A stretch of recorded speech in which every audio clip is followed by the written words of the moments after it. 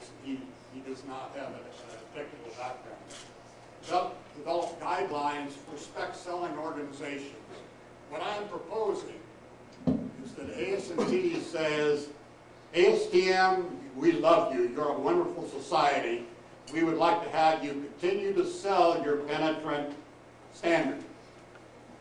But you have this long to make sure that you've validated every element that is in that penetrant standard.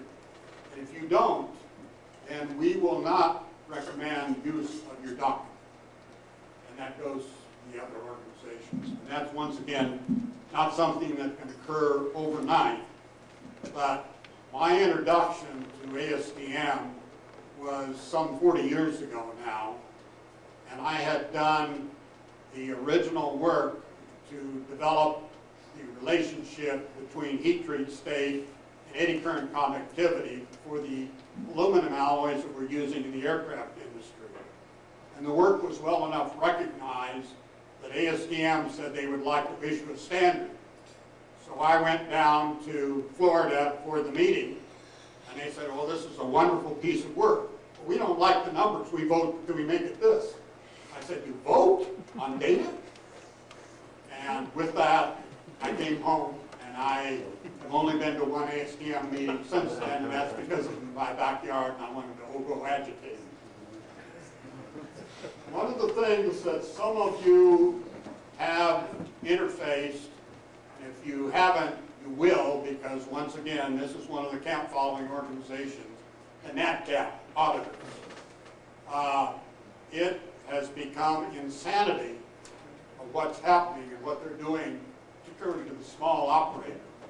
And so what I'm proposing is that within the ASNT NDE division, that we review what's happening there and penalize NatCap for the frivolous write-ups that are coming out, and set them straight that if you ever do it again, it will be twice as much. So NatCap has been put in place, but it has no regulation, and it has no technical moxie behind what is being done. And this is, I think, a sore need, and there will be a lot of opposition. This is political football. The level 3 training guides and the level 3 examinations have not been kept up to date to my satisfaction. So what I'm proposing is no training guide, no examination can be generated or can be issued until the basic homework is done by the training arm and is validated by the engineering arm. So check and balance, once again, in the system. In the education, I am proposing that ASNT set some guidelines to the accrediting organizations that says that if you're going to advertise that you're doing something in the NDE area, this is what you have to do. In the downturn of the economy, I get a lot of calls, because if you Google me, I'm embarrassed by what's on there. I get a lot of calls saying, well, I've decided to get out of brain surgery, and this NDT thing looks like a neat way to earn a lot of money. And one of my favorites was, the fellow says, I'm going to set my application into this outfit in Texas, and they guarantee that I will be certified as a level 2 in 7 months. Well, first of all, that means none of the criteria, none of the requirements. And I said, well, that will not fly. You might be able to get somebody to buy that, but it won't fly in the international community or even our national community. Secondly, you need to understand how this organization is accredited. And I was amazed because in their advertising, they declare themselves being self-accredited. Thirdly, I said you need to look at the staff and the credentials of their staff. The lead guy and their staff, which was their lead NDT guy, was boasting that he had 30-some years of diving experience, but didn't list any of his NDT credentials. So I said, I think maybe you could search around and find somebody that's better value for your money. But there is a crying need. It's not just a bizarre outlier, but I think there's a crying need. And until we do this, there is little hope in bringing forward some requirements for NDT courses that we have in our institutes of higher learning. Because we have a potpourri, we have some very good people and some very conscientious people, but we also have some that spring up. And my favorite is the Institute for Aerospace Science that has been generated in the past 2 years in a remote little community. And only because they were in trouble, they were able to convince their senator to get some pork barrel funding. But they are the center of excellence for this. And I think they understand how to spell excellence, but they don't understand how to spell NDT. Certainly we need to work on guidelines for calibration artifacts, and I would like to see NIST take that on as a task whereby you would be able to make your standards traceable and that you have master gauging within your own organization.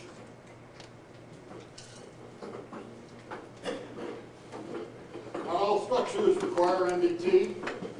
Not all areas are fracture critical. BOD is one of the requirements. It's a growing requirement, but it is limited to specific applications. NDT engineering is required to make that happen. And keep in mind that BOD is detection, it is not sizing. In some cases, you will be required to size, and that requires different tools altogether. So BOD is not the end of the line, it's not a cure-all. Has broad applications to a lot of industries.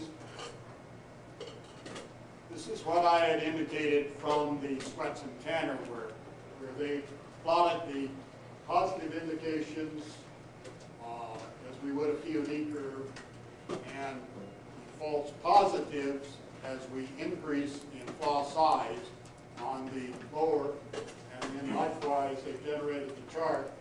And the envelope that we show in red there is a series of lines that are varying acceptance criteria. So if I've done a full POD, now I can do a subset test, as I've shown up in the lower left corner, and validate whether that is a subset of the full requirement.